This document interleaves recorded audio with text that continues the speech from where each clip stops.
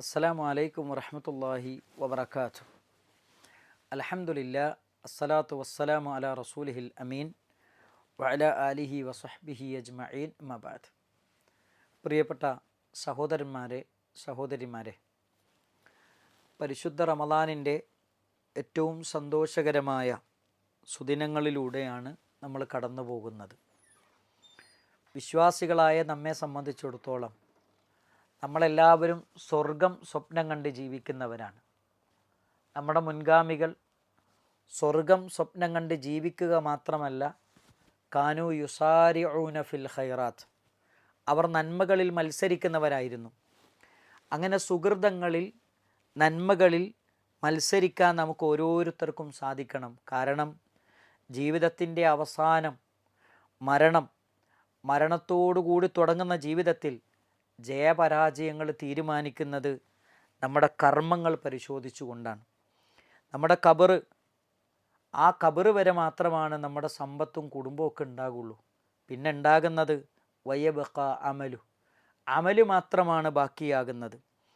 പരലോകത്തെക്കുറിച്ച് പറയുന്നിടത്ത് അള്ളാഹു സുബ്ഹാനഹു വ തആല പറയുന്നുണ്ട്, ഫഇദാ ജാഅത്തി ത്വാമ്മത്തിൽ കുബറ, ആ ഭീകരമായ എല്ലാത്തിനെയും അടക്കി ജയിക്കുന്ന ആ ഖിയാമത്ത് നാൾ വന്നു കഴിഞ്ഞാൽ, യൗമ യതദക്കറുൽ ഇൻസാനു മാ സഅ, ഓരോ മനുഷ്യരും അവരവർ ചെയ്ത അമലുകളെക്കുറിച്ച് ചിന്തിക്കും, ആലോചിക്കും എന്ന് പറയുന്നുണ്ട്.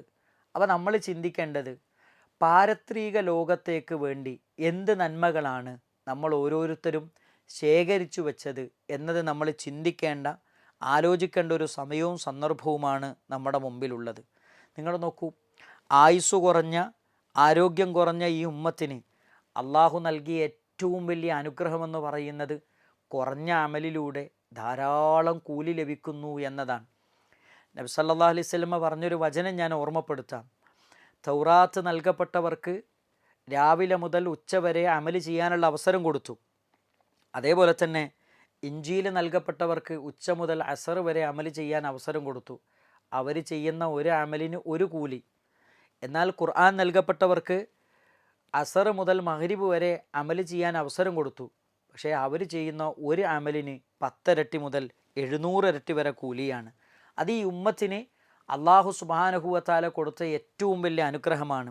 നിങ്ങൾ നോക്കൂ, അബൂദർദീൻ റളിയല്ലാഹു അൻഹു പറയുന്നുണ്ട്, നബി സല്ലല്ലാഹു അലൈഹി വസല്ലം പറഞ്ഞു, അള്ളാഹു പറയുന്നതായി, മൻ ജാഅ ബിൽ ഹസന, ആരെങ്കിലും ഒരു നന്മയും കൊണ്ടുവന്നാൽ ഫലഹു അശരു അംസാലിഹ ഔ അസീദ്, എന്ന് പറഞ്ഞാൽ 10 ഇരട്ടി പ്രതിഫലമുണ്ട്, അല്ലെങ്കിൽ അതിനേക്കാൾ കൂടുതലുണ്ട്. 10 ഇരട്ടി മുതൽ 700 ഇരട്ടി വരെ കൂലി എന്ത് ചെയ്യും, അവർക്ക് കൊടുക്കും.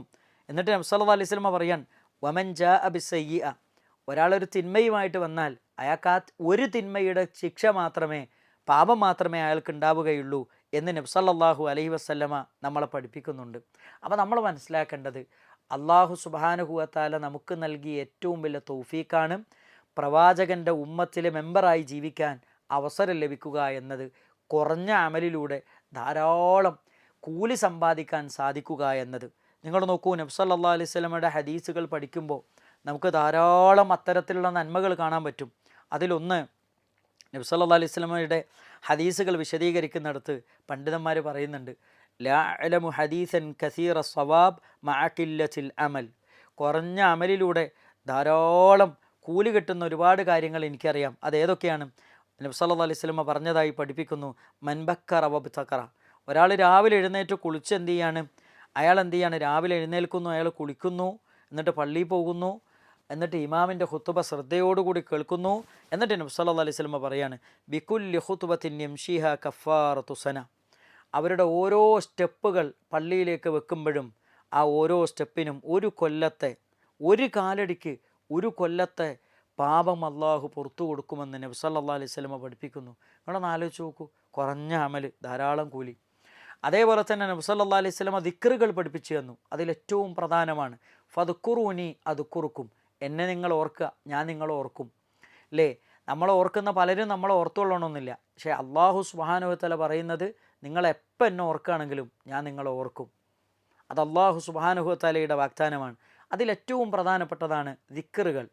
അതിൽ നബി സല്ലല്ലാഹു ഇബ്നു ഖയ്യിം റഹ്മത്തുള്ളാഹി അലൈഹി പറയുന്നൊരു വചനം നമുക്ക് കാണാം. അദ്ദേഹം പറയുന്നുണ്ട്, ദിക്റില്ലാത്തൊരു മനുഷ്യൻ അവൻ വെള്ളമില്ലാത്ത കുളത്തിൽ ജീവിക്കുന്ന മത്സ്യത്തെ പോലെയാണ്.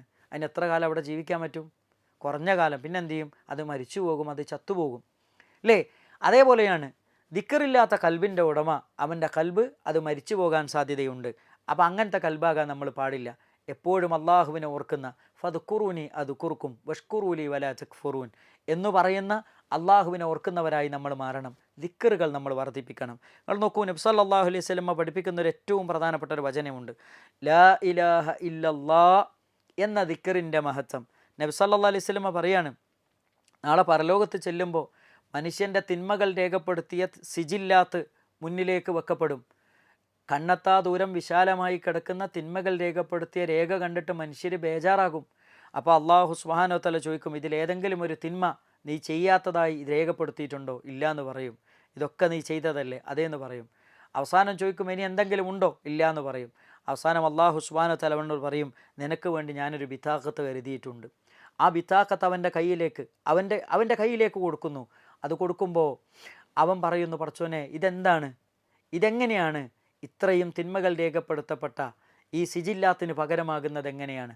അവൻ നബി സല്ലല്ലാഹു അലൈഹി വസല്ലം പഠിപ്പിക്കാണ്, അള്ളാഹു സുബ്ഹാനഹു വ തആല അവനോട് പറയും, നിൻ്റെ തിന്മകൾ രേഖപ്പെടുത്തിയ സിജില്ലാത്ത് ഒരു തട്ടിലും, ഒരു തുലാസിൻ്റെ ഒരു തട്ടിലും ലാ ഇലാഹ ഇല്ലല്ലാ എന്ന് രേഖപ്പെടുത്തിയ ഈ ബിതാഖത്ത് മറ്റേ തട്ടിലും വെക്കുക. അങ്ങനെ വെച്ചപ്പോൾ നബി സല്ലല്ലാഹു അലൈഹി വസല്ലം പറയുന്നു, ഫതാഷത്തി സിജില്ലാത്ത്, ആ തിന്മകൾ രേഖപ്പെടുത്തിയ ആ രേഖകൾ മുഴുവനും ലാ ഇലാഹ ഇല്ലല്ലയുടെ ഖനം കൊണ്ട് അത് പാറിപ്പോയി എന്ന് നബി സല്ലല്ലാഹു അലൈഹി വസല്ലം. അതാണ് ലാ ഇലാഹ ഇല്ലല്ലയുടെ മഹത്വം. അത് നമ്മൾ മറക്കാൻ പാടില്ല. അതേപോലെ തന്നെ വുദൂഇന് ശേഷമുള്ള 2 റക്അത്ത് സുന്നത്ത്, അതേപോലെ തന്നെ വുദൂഇന് ശേഷമുള്ള പ്രാർത്ഥന.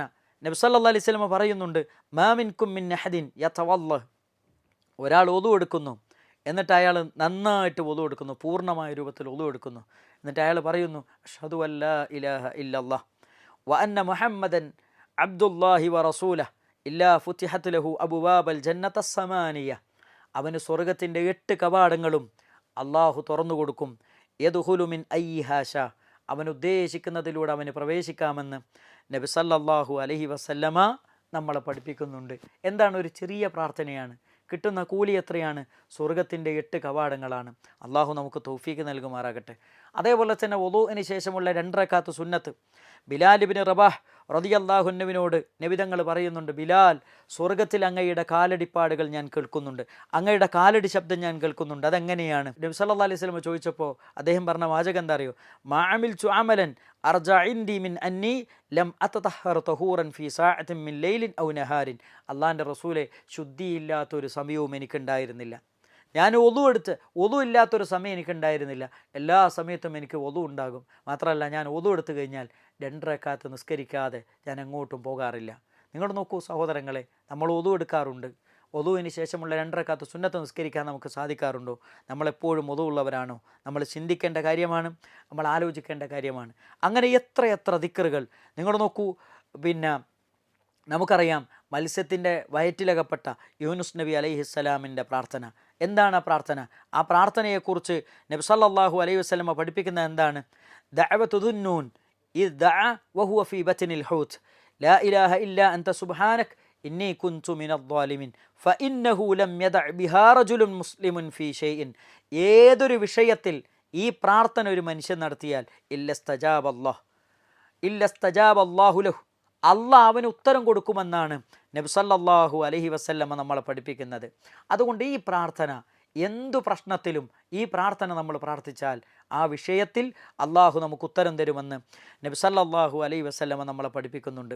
മാത്രമല്ല സഹോദരങ്ങളെ, ഒരാൾ മൻ ഖാല ലാ ഇലാഹ ഇല്ലല്ലാഹ് വഹ്ദഹു ലാ ശരീക ലഹ് ലഹുൽ മുൽക്കു വലഹുൽ ഹംദ് വഹുവ അലാ കുല്ലി ഷൈഇൻ ഖദീർ ഫീ യൗമിൻ 100 മറ. 100 പ്രാവശ്യം ഒരാൾ ചൊല്ലിക്കഴിഞ്ഞാൽ കാനത്ത് ലഹു അശറ റികാബിൻ, അയാൾ 10 ആളുകളെ മോചിപ്പിച്ചതിൻ്റെ പുണ്യമുണ്ട്. വകുതിബ ലഹു 100 ഹസന, അയാൾക്ക് 100 നന്മകൾ രേഖപ്പെടുത്തുന്നു. വമുഹിയത്ത് അൻഹു 100 സയ്യ, അയാളുടെ 100 തിന്മകൾ അല്ലാഹു മായ്ച്ചു കളയുന്നു. വകാനത്ത് ലഹു ഹിർസം മിന ശൈത്താനി യൗമഹു അത്താ യുംസി, അന്ന് പ്രഭാതം മുതൽ വൈകുന്നേരം വരെയും പിശാചിൽ നിന്നുള്ള സംരക്ഷണം അവനുണ്ടായിരിക്കുന്നതാണ്. വലം യഅതി അഹദുൻ ബി അഫ്ളി മിമ്മാ ജാഅ ബിഹി, അതേപോലത്തതുകൊണ്ട് അതിനേക്കാളും അഫ്ളലായതുകൊണ്ട് വേറൊരാളും വന്നിട്ടില്ല എന്ന് നബി സല്ലല്ലാഹു അലൈഹി വസല്ലമ ഹദീസിലൂടെ നമ്മളെ പഠിപ്പിക്കുന്നുണ്ട്. അതേപോലെ തന്നെ മൻ ഖാല ഹീന യുസ്ബിഹു വഹീന യുംസി, ഒരാൾ രാവിലെയും വൈകുന്നേരവും സുബ്ഹാനല്ലാഹി വബിഹംദിഹി മിഅത മറ 100 വട്ടം ഒരാൾ പറഞ്ഞാൽ ഗഫറത് ഖതായ വഇൻ കാനത് മിസ്ല സബദിൽ ബഹർ, കടലിൻ്റെ നൊരയോളം പാപങ്ങളുണ്ടെങ്കിലും അവൻ്റെ പാപങ്ങൾ അള്ളാഹു പുറത്തു കൊടുക്കുമെന്ന് നബി സല്ലല്ലാഹു അലൈഹി വസല്ലം. എന്താണ് ചെയ്യേണ്ടത്? സുബ്ഹാനല്ലാഹ് വബിഹംദിഹി, സുബ്ഹാനല്ലാഹി വബിഹംദിഹി എന്ന് 100 വട്ടം പറയുക. അതേപോലെ തന്നെ മഹാനായ സഅദ് ബിൻ അബീ വക്കാസ് റളിയല്ലാഹു അൻഹു ചോദിക്കുന്ന ഒരു ചോദ്യമുണ്ട്. എന്താണ്? ഖാല കുന്ന ഇൻദ റസൂലില്ലാഹി സ്വല്ലല്ലാഹു അലൈഹി വസല്ലം, ഞങ്ങൾ ഒരിക്കൽ പ്രവാചകന്റെ സന്നിധിയിൽ ഇരിക്കുകയായിരുന്നു. അവൻ നബി തങ്ങൾ ചോദിച്ചു, അയഅ്ജിസു അഹദുക്കും മൻ യക്സിബ ഫീ കുല്ലി യൗമിൻ അൽഫ ഹസന, 100 നന്മകൾ നേടാൻ നിങ്ങൾക്ക് അസാധ്യമാണോ, നിങ്ങൾ അശക്തരാണോ അത് നേടുന്നതിൽ?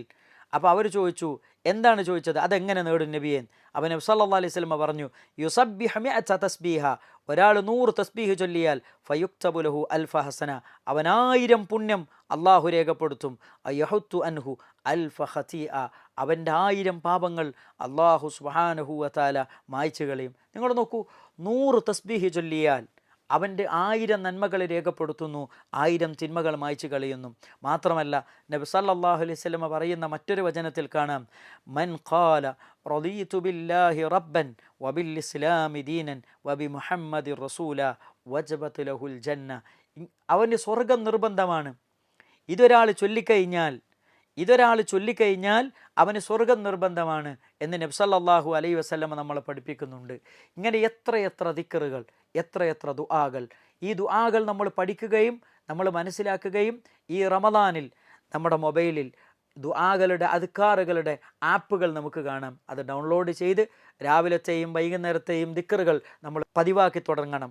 അതേപോലെ തന്നെ സയ്യിദുൽ ഇസ്തിഗ്ഫാർ, ഇസ്തിഗ്ഫാറിൻ്റെ സയ്യിദ് എന്ന് പറയുന്ന ഏറ്റവും പ്രധാനപ്പെട്ട ആ സയ്യിദുൽ ഇസ്തിഗ്ഫാർ ഒരാൾ ചൊല്ലിയിട്ട് അയാൾക്ക് സ്വർഗത്ത് പോകാൻ, അങ്ങനെ ചൊല്ലുന്നൊരു വ്യക്തിക്ക് സ്വർഗത്ത് പോകാൻ ആകെ ഒരു തടസ്സമേ ഉള്ളൂ. അതെന്താണ്? അയാൾ മരിച്ചിട്ടില്ല എന്നുള്ളത് മാത്രമാണ് എന്ന് പഠിപ്പിക്കപ്പെട്ട സയ്യിദുൽ ഇസ്തിഗ്ഫാർ എൻ്റെ പ്രിയപ്പെട്ടവരെ നമ്മൾ പതിവാക്കണം, നമ്മൾ ചൊല്ലണം.